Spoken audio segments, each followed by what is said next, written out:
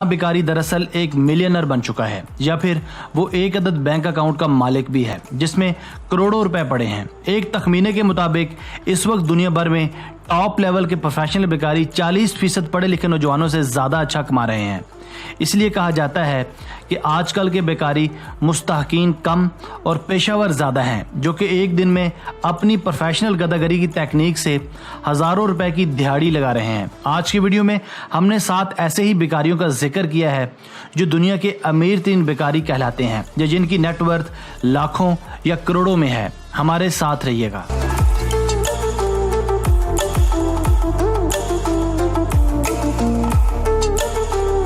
Number 7, Ted Williams. Viewers, America से ताल्लुक़ रखने वाला ये बेकारी जिसका नाम टेड विलियम्स है, दरअसल चंद साल पहले तक एक गरीब तरीन इंसान था। इसके पास रहने के लिए छत तो दरकिनार बल्कि कपड़े भी नहीं थे। ये ओहियो रियासत की सड़कों पर फटे कपड़ों और टूटे जूतों के साथ भीख मांगा करता था। इसका स्टाइल था कि ये गा गा कर भीख मांगता था। इसकी आवाज़ बहुत सुरीली थी जिस वजह से इसे भीख भी कुछ ज़्यादा ही मिल जाती थी, मगर इसे अपने स्टाइलर का अंदाज़ा नहीं था। एक दिन ये यूं ही गा रहा था कि एक रिपोर्टर ने इसकी वीडियो बनाकर यूट्यूब पर अपलोड कर दी। खुशकिस्मती से वो वीडियो वायरल हो गई। यूं ये बेकारी एक यूट्यूब सेलिब्रिटी बन गया।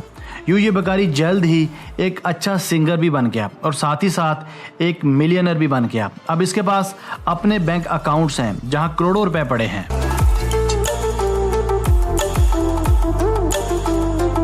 नंबर 6, रोंग फिंग। दोस्तों, हमारी वीडियो का दूसरा किरदार रोंग फिंग है। इसकी कहानी भी इंतहाई दिलचस्प है।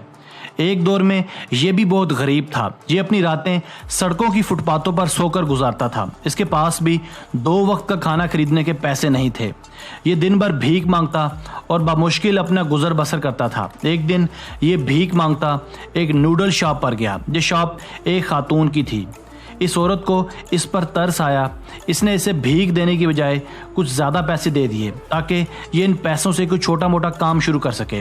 रोंग फिंग ने इन पैसों को एक छोटे कारोबार में लगाया। इसका ये फार्मूला कामयाब हो गया, हत्ता कि ये अच्छा खासा बिजनेसमैन बन गया। और इस वाक़े के चंद साल बाद एक दिन ऐसा भी आया कि ये इसी लेडी को $1,63,000 बतौर नजराना देने पहुँच गया। आज ये बेकारी लाखों डॉलर्स का मालिक है।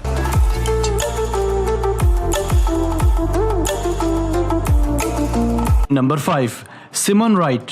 व्यूअर्स, बरतानिया के शहर लंदन में भीख मांगता ये बेकारी जिसका नाम सिमोन राइट है, दरअसल करोड़ों रुपए का अकलौता मालिक है। सिमोन की खास बात यह है कि इसे वर्ल्ड मीडिया की तवज्जो भी हासिल है। नहायत दिलचस्प तौर पर इसे ASBO के एक हुक्मनामे के तहत बैन भी किया गया है, मगर ये अभी भी एक पुरतायुश जिंदगी गुजार रहा है। एक अंदाजे के मुताबिक ये बासानी 50,000 यूरो यानी 69 लाख पाकिस्तानी रुपए सालाना भीख मांग कर कमाता है। अगर सिर्फ इसकी रहाइश की बात की जाए तो ये नहायत हैरानकुन तौर पर 3 लाख यूरो के फुलम फ्लैट में रिहाइश पजीर है। इस रकम को अगर पाकिस्तानी करेंसी पर कैलकुलेट किया जाए तो ये 4 करोड़ 16 लाख रुपए बनती है।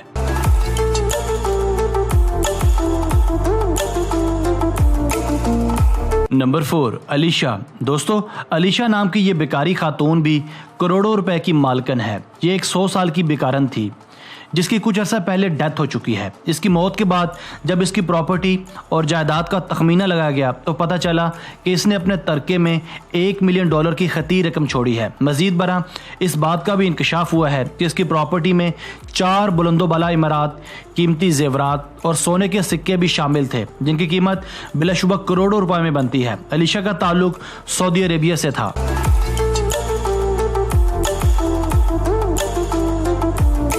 नंबर 3, भारत जैन। व्यूअर्स, एक बेकारी जो आज की हमारी लिस्ट में शामिल है वो एक इंडियन जिसका नाम भारत जैन है।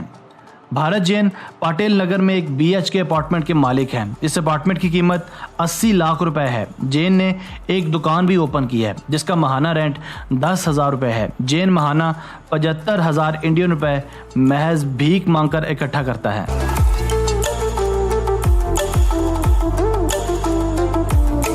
नंबर 2, सरवातिया देवी। दोस्तों, इंडिया से ताल्लुक़ रखने वाली सरवातिया देवी जिसका ताल्लुक़ पटना से है, दरअसल एक मशहूर इंडियन बेकारन है। इसके असासों की जब जांच पड़ताल की गई तो मालूम हुआ कि ये 36,000 इंडियन रुपए एक इंश्योरेंस कंपनी को बतौर प्रीमियम अदा करती हैं। ये अपनी बेटी की शादी भी नहायत धूमधाम से कर चुकी हैं। ये भीख मांगने के लिए पूरे इंडिया का सफ़र करती हैं और रोज़ाना की बुनियादों पर हज़ारों रुपए इकट्ठे करती हैं। ये मुख्तलिफ होली प्लेसेस की बड़ी ज़ायर भी हैं।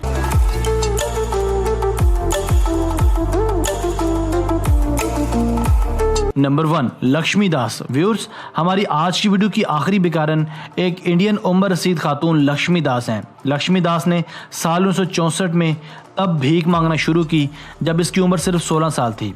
इसने अपनी बाकी मानदा ज़िंदगी भीख मांगते गुजारी।